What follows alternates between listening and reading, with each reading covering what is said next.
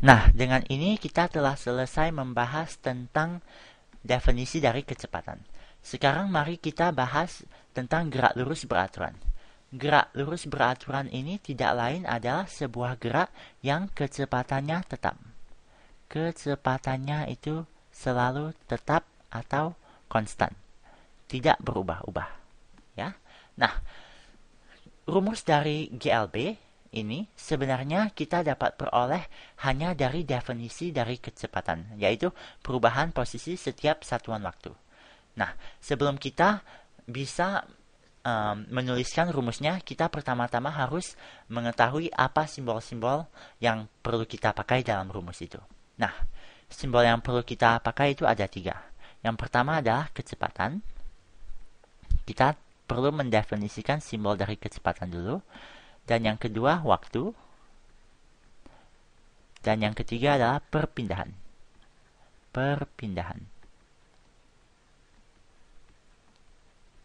Perpindahan. Nah, simbol dari kecepatan itu biasanya kita pakai V. Nah, V ini abang taruh tanda panah di atasnya. Mengapa? Adik masih ingat Kak, mengapa kita taruh tanda panah di atas simbol ini? Nah, kita taruh tanda panah karena kita mau menunjukkan bahwa V ini adalah besaran vektor. Kecepatan ini adalah besaran vektor yang maksudnya adalah kecepatan ini mempunyai nilai dan juga arah. Ini berarti sebenarnya tadi waktu kita membahas tentang kecepatan si Budi dan si Andi ya, kita seharusnya perlu juga mendefinisikan arahnya. Jadi kita sebenarnya perlu bilang, oh si Budi dan si Andi ini mempunyai kecepatan berapa-berapa ke kanan, misalnya ke kanan. Nah, kadangkala banyak orang yang mengabaikan arah dari kecepatan ini karena arahnya tidak terlalu penting untuk memecahkan soal itu.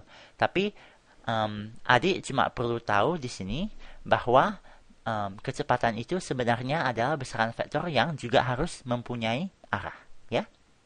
Nah, V ini berasal dari bahasa Inggris velocity. Oke, jadi mereka ambil V di sini ya. Jadi velocity ini bahasa Inggris maksudnya kecepatan. Nah, untuk waktu kita selalu menggunakan simbol T. Biasanya menggunakan simbol T. Nah, T ini singkatan dari bahasa Inggris juga, yaitu time. Time ini juga adalah waktu dalam bahasa Inggris. Nah, kalau untuk perpindahan biasanya orang menggunakan simbol S. S ini sebenarnya abang nggak tahu berasal dari bahasa Inggrisnya apa ya. Nah, S ini kita juga perlu taruh tanda panah di atasnya karena perpindahan ini juga adalah besaran vektor.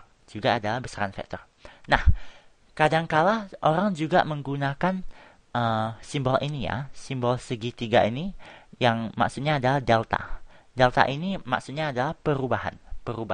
Jadi perpindahan ini dengan menggunakan simbol ini maksudnya adalah perubahan posisi. Jadi untuk sekarang dan untuk video-video selanjutnya, setiap kali abang menulis simbol perpindahan, abang akan menulisnya sebagai delta S seperti ini, ya, dengan tanda panah di sini. Mungkin guru adik atau mungkin orang lain menggunakan simbol lain, tapi yang penting adik tahu sebenarnya simbol-simbol yang mereka gunakan itu semuanya menunjuk ke perpindahan, ya. Nah, dengan semua simbol ini sekarang kita bisa tulis saja langsung rumus dari kecepatan. Rumus untuk gerak lurus beraturan. Jadi rumus ini seperti yang abang bilang tadi bisa kita peroleh dari definisi dari kecepatan. Jadi kecepatan V dengan tanda panah di atas ini. V ini apa definisinya? Definisinya adalah perubahan posisi setiap satuan waktu atau perpindahan setiap satuan waktu. Berarti V ini adalah perpindahan delta S di sini per waktu. Setiap satuan waktu dibagi dengan T. Nah, inilah ini tidak lain adalah rumus dari GLB. Ini adalah satu-satunya rumus dari GLB. Nah, mungkin saja adik sudah pelajari ini ya di sekolah, tapi bentuk yang adik lihat dari rumus ini agak sedikit berbeda. Nah, sebenarnya gampang saja. Adik cuma perlu menulis T ini di sebelah kanan, di sebelah kiri. Jadi kalau adik kalikan kiri di sisi kiri dan sisi kanan ini dengan T, jadi hasilnya adalah, jadi kita kali T di sini, kita kali T di sini, T di sini. Jadi kita bisa coret T dengan T di sini ya. Jadi hasil yang kita peroleh V kali T di sebelah kiri ini, V kali T sama dengan delta S. Atau juga delta S sama dengan V kali T. Abang cuma mengubah posisinya. Nah, inilah rumus dari GLB yang adik akan lihat sering kali ya. Inilah rumus dari GLB. Sekarang mari kita lihat sebuah contoh soal GLB. Nah, dalam contoh soal ini misalnya sekarang giliran adik ya. Giliran adik untuk pergi dari sekolah, dari rumah adik ke sekolah. Jadi ini rumah adik. Adik mau pergi dari rumah ke sekolah. Misalnya saja sekarang jaraknya lebih jauh. Jaraknya ini adalah bilang saja 1200 meter ya. Berarti jarak ini adalah 1200 meter. Ya.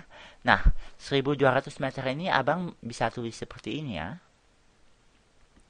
Nah, 1200 meter abang bisa bilang, nah, di depan rumah adik ini anggap saja ini jaraknya 0 meter ya. 0 meter. Ini posisi 0 ya, posisinya 0. Nah, kita bisa anggap saja ini adalah sebuah garis bilangannya. Jadi kita bisa tulis di sini bahwa di sini di depan sekolah adik itu posisinya adalah 1200 meter. 1200 meter ya. Nah, sekarang misalnya saja sewaktu adik mau berangkat dari rumah ke sekolah, adik mau coba untuk menerapkan konsep kecepatan ya. Adik mau mencoba untuk mengukur kecepatan adik. Nah, misalnya saja adik tahu ya, di antara rumah dan sekolah adik itu ada sebuah pohon. Ada sebuah pohon. Dan pohon ini adik tahu, pohon ini jaraknya dari rumah adik adalah 415 meter. Jaraknya adalah 415 meter. 415 meter. Nah, adik mulai berjalan sekarang. Dari rumah adik, jalan. Dan akhirnya saat adik tiba di depan pohon ini, adik ukur. Adik ukur bahwa waktu yang diperlukan oleh adik adalah 5 menit. 5 menit. Nah, sekarang adik mau cari tahu berapa kecepatannya. Nah, bagaimana caranya? Caranya adalah, sekarang kita akan tahu definisi dari kecepatan. Kecepatan itu adalah perubahan posisi setiap satuan waktu. Atau perpindahan setiap satuan waktu. Jadi, kita cuma perlu mengambil perpindahannya. Perpindahan di sini kan 415 meter. Jadi, kita bisa tulis perpindahan adik di sini setiap satuan waktu, per waktu ya, per waktu. Jadi dibagi dengan waktu yang adik perlukan. Jadi waktu yang diperlukan adalah 5 menit. Jadinya hasilnya berapa? Hasilnya 415 dibagi dengan 5. Abang sudah hitung, hasilnya adalah 83 menit. 83 meter per menit. Meter per menit. Ya. Nah, inilah kecepatan adik. Inilah kecepatan adik sewaktu berjalan. Kecepatan adik, kecepatan sewaktu berjalan. Kecepatan berjalan adik. Nah, kalau misalnya kita mau menggunakan rumus gimana? Nah, kalau kita mau menggunakan rumus, kita tulis seperti ini. Ini kan perpindahan. Perpindahan, jadi kita boleh tulis ini. Perpindahan ini kita tulis simbolnya delta S dengan tanda panah di atas. Dibagi dengan apa? Dibagi dengan T ya. Bagi dengan T. T ini 5 menit. Ya, waktu yang diperlukan. Ini tidak lain adalah kecepatan kita. Kecepatan berjalan kita. ya.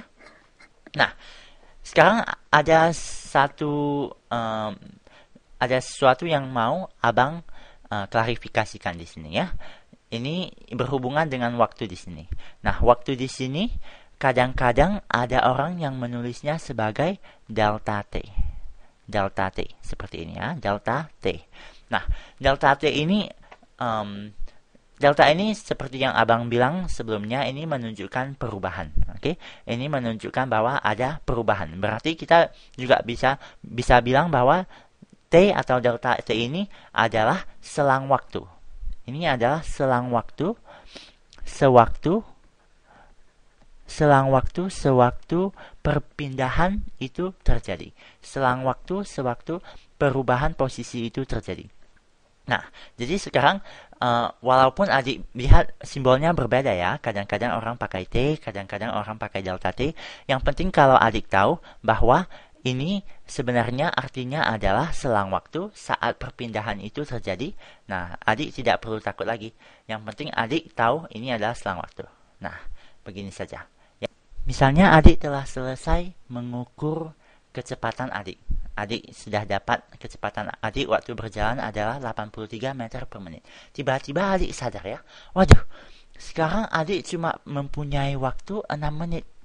6 menit sebelum kelas dimulai. 6 menit saja. Nah, dalam 6 menit ini, adik harus dapat menempuh jarak dari pohon ini ke sekolah. Nah, kalau misalnya adik masih berjalan ya, kalau misalnya adik masih berjalan dengan kecepatan yang sama, 83 meter per menit. Nah, menurut adik bisa sampai ke sekolah tepat waktu gak? Nah, coba adik pikirkan dulu sebentar ya. Sudah? Nah, mari kita coba lihat sekarang apakah adik bisa sampai ke sekolah dengan tepat waktu. Nah, sekarang apa informasi yang kita miliki? Kita ada dua informasi. Yang pertama itu adalah waktu. Kita diberitahu bahwa adik hanya mempunyai waktu 6 menit untuk dapat berjalan dari pohon ini ke sekolah. Ini adalah waktu yang adik punya. Yang informasi yang kedua yang kita punya adalah kecepatan adik. Kecepatan adik itu adalah 83 meter per menit. Ini adalah kecepatan adik sewaktu berjalan. Dengan kedua informasi ini, kita mau tahu apakah sekarang adik dapat berjalan sampai ke sekolah dengan tepat waktu. Nah, kita lihat di sini ya, kecepatannya adalah 83 meter per menit. 83 meter per menit, berarti dalam 1 menit adik bisa berjalan 83 meter. Berarti kalau tambah 1 menit lagi, 83 meter lagi, 1 menit lagi, 83 meter lagi, berarti dalam 6 menit, ya, dalam 6 menit adik bisa menempuh jarak 83 kali 6. Ya, kali 6 sama dengan 498 meter. Nah, jadi abang bisa tulis di sini ya. Abang bisa tulis di sini 83 meter per menit dikalikan dengan 6 menit. Hasilnya adalah 498 meter. Nah, ini menit sama menit kan kita coret. Jadi hasilnya adalah tinggal meter. Nah, inilah perpindahan adik. Nah, ini maksudnya apa? Berarti dari pohon ini ya, dari titik di sini, adik bisa berpindah 498 meter. Nah, misalnya saja 498 meter, ini sepanjang ini ya. 498 meter. Nah, inilah perpindahan yang dapat adik tempuh dalam waktu 6 menit. Kalau adik berjalan dengan kecepatan ini, ya. Nah, kalau ini 498 meter, posisi di sini berapa? Ini posisinya apa? Ini berarti 415 tambah 498, kan? Nah, jadi hasilnya adalah 415, ya, 415 di sini tambah 498, hasilnya adalah 913. 913. Jadi di sini titik ini ya adalah posisi 913 meter. Nah, berarti ini kan lebih pendek daripada 1200 meter. Berarti kalau adik berjalan dengan kecepatan ini ya, 83 meter per menit, adik tidak akan bisa sampai ke sekolah dengan tepat waktu. Nah, bagaimana caranya kalau kita mau menghitung ini dengan sebuah rumus, dengan rumus GLB. Nah, kalau kita menghitungnya dengan GLB, kita tulis seperti ini ya. Jadi kita bisa tulis perpindahan, ya, perpindahan delta S sama dengan kecepatan dikali dengan waktu. Kecepatan dikali dengan waktu. Jadi ini hasilnya adalah kecepatan adik berapa? Kecepatan adik adalah 83 meter per menit.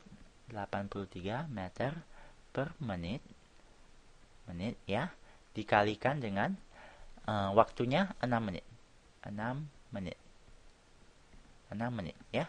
Jadi ini tidak lain, setelah kita hitung di sini ya, ini hasilnya tidak lain adalah 498 meter. Nah, sama kan? Nah, ini kita bisa coret juga. Ini menit di penyebut dan menit di pembilang ya. Jadi hasilnya sama kalau kita menggunakan rumus juga. Nah, sampai di sini dulu ya adik-adik. Sampai jumpa lagi di video berikutnya. Bye bye.